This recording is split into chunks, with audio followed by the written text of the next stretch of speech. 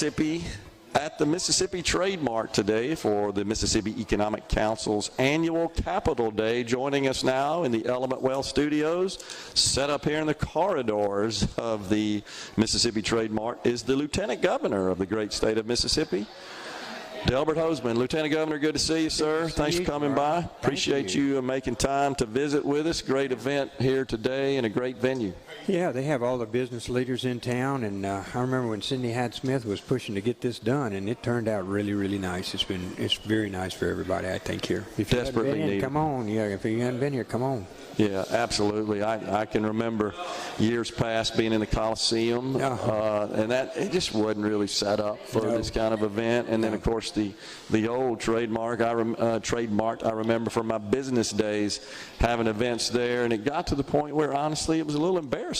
It was a little rough, and the floors were uneven. But mostly, I remember when every August they had the hunting show down there. Yeah. And that was the biggest pack we had when that occurred. Now it's over here. But no, they've torn that down, and the state has actually acquired the property between here and the interstate, and so we're expanding, where it would be more helpful to agriculture and really a front door to the city. So there's a lot of planning going on for that, and it's just going to be very special. This is probably the jewel of it right here. And I believe I heard a report anecdotally that Commissioner Gibson said this thing sold out for like a year. I know. I mean, it's really good. So we need to raise the rent, man. I don't know. I'm for that. If demand is exceeding supply, you ought to be able to go up on the rent. You're in the private sector. You know how that goes. That's how it works. That's how it works. Till they say no. That's absolutely. Right? Until nobody calls, and that's when you hit the strike. I like it. All right, third day in session.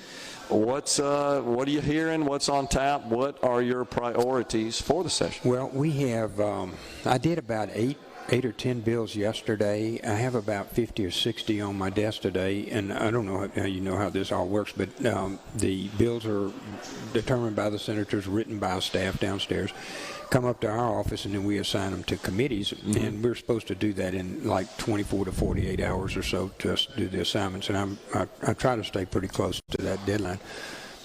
We got a lot of bills will be in by January the 11th. That's the first filing deadline, and then we'll go on from there. Then the committee reports are due. Then we got to report to the House. So it's funny how it just on its own, it carries its own momentum through here. Well, you'll see bills on. As you know, our individual income tax was greater than the amount we budgeted, and so I want to give the money back to the people who sent it to me. So we're looking at a big tax rebate, about $270 million this year. I've been, real concerned about rural hospitals. I was in Greenwood a couple of weeks ago and went through their hospital and looking at what we can do, and I've been meeting with the powers that be that have money here in Mississippi in healthcare. And I think we'll have some at least some temporary solutions for that. Long term, it's much harder. So you'll see some stuff on that. You'll see us doing some mandatory sentencing. Gerard, I've been looking at the court documents, and I see people who have carjacked a car, and they're sentenced to 5 years suspended. They don't get anything, and I just think that's wrong, particularly in today's society. So you'll see some bills coming out of the Senate anyway on mandatory sentencing for items that like carjacking, armed carjacking, those kinds of things that are unfortunately becoming more proliferate around here and out in the state too. It applies to all of the state. Real interested in infrastructure. We did $100 million for roads and bridges, county roads and bridges last year. I think we'll try to do the same amount again this year.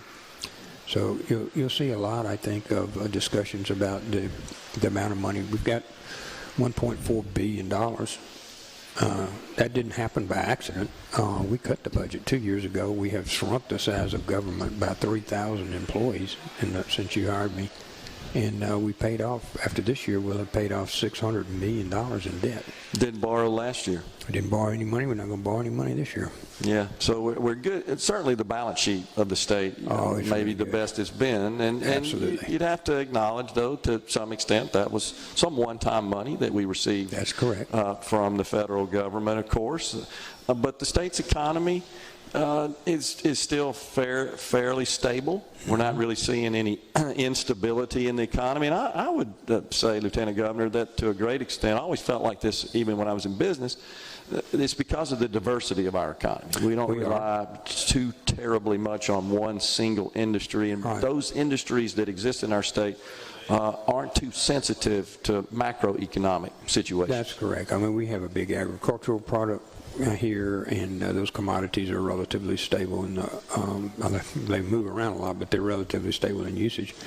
So we have good agriculture. Our Ingalls on the coast has ships under contract for years in advance. And so you see around the state, our automobile manufacturers are they're full throttle right now. So we have a relatively stable. I'm talking to my realtors though, and I'm getting the first signs of people not buying a house. Yeah. And that's kind of the tentacles out here. You start. Are you still selling as many houses? Well, when it went to 6 or 7% or whatever that it is right now, you saw people start looking at their whole card to see if they had enough money on their monthly to pay that. So I think we're seeing slowdown here. I think we're in a recession. I think we'll be in a longer one. I don't see us getting out of it this year. But thank goodness we don't have the lows like everybody else, and we don't have I guess maybe the highs sometimes. That's right. Put this in perspective, Gerard. California's got a $25 billion deficit. Yeah, so we got $2 billion in the bank. So where do you think? In what, a $100 billion annual budget, I think they got about 25% deficit. And a couple of years ago, they had a big surplus, but they spent it all. Our budget is $6 billion, and we got a $2 billion surplus, and so we really are seeing this state under the leadership that we've got here run like a business, just like you used to do your business, and it's just proven fruitful, man. You're seeing the fruits of a lot of hard work. We cut the budget 2 years ago. We shrunk the size of government. We paid down debt. So we're ready for a recession. And if it doesn't occur, then we're really going to look good. Yeah. So I got to ask you about a matter that didn't get across the finish line last year, and that was the citizen ballot initiative process. We had a bill in the House that passed the House, a bill in the Senate passed the Senate. Main distinctions, of course, were the number of signatures required to qualify a measure. The Senate wanted a higher threshold on that. But neither body would accept the others, and we didn't get a law passed. What do you think about that this session? Yeah, I think the Senate and the House agreed, and I agreed anyway, on the fact that we didn't need to be constitutional. And we also needed a time frame. If our people spoke to us at that level, that needed to be basically the law for some period of time. Most states, I think it's 2 or 3 years before you can even go change anything that the citizens vote on. So I thought those were good. I thought those were good positions. I didn't subscribe to 4% or 3% of the people putting something on the ballot. That's what we were. We were like 80,000, and we have 1.8 million registered voters. So I didn't subscribe to that, particularly in light of the fact that big money people can come into a state like they did to Alaska and dump a bunch of money in there and do false advertising, and there's no restriction on that, and our people could get misled into making a vote. And I didn't want Proposition 38 and Proposition 56 and Proposition 100. So where we were, I think we were at 12%, and the House was like at 4%. So 4% is too low for us to go. So I'm hopeful that they will reach a middle ground on that this year. I'm for a ballot initiative. I think it's a healthy thing for the state to have. I just don't want it to be influenced by Jeff Bezos or somebody showing up in here with.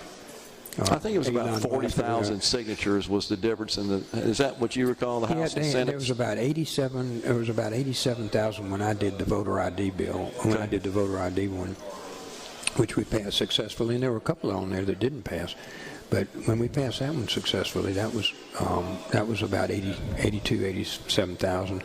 10%, for example, would be about 180,000. So it'd be a pretty significant difference. And of course, we'd have to do it over 4 congressional districts, not 5. Right. 5 anymore. Right. So I'm hopeful that we'll reach a number. I just don't want to see us get into a California deal, and I do want citizens, if they're up in arms about one thing or another, that I think they need to have the right to speak directly. So could you get on board with a compromise between those two thresholds? Yeah, I'm gonna let. I asked my chair. I met with the House people really, and more. I think a cocktail conversation than really direct meetings, but saying, look, we need to finish this year. And I have met with both the House and the Senate chairman, and encourage them both to reach. I try to let them do their negotiations. I don't want to presuppose either one of them, but I think they're good hearts on both of those. So we'll see how it comes out. Okay. Well, Lieutenant Governor, good luck on a productive session for the people of Mississippi. We certainly appreciate you stopping by and talking with us. Oh, it's always good to see you, Gerard, and I appreciate all your work, man. Thank you. We'll step aside for a break right here on Middays. We're at the Mississippi Trade Mart for the MEC Annual Capital Day.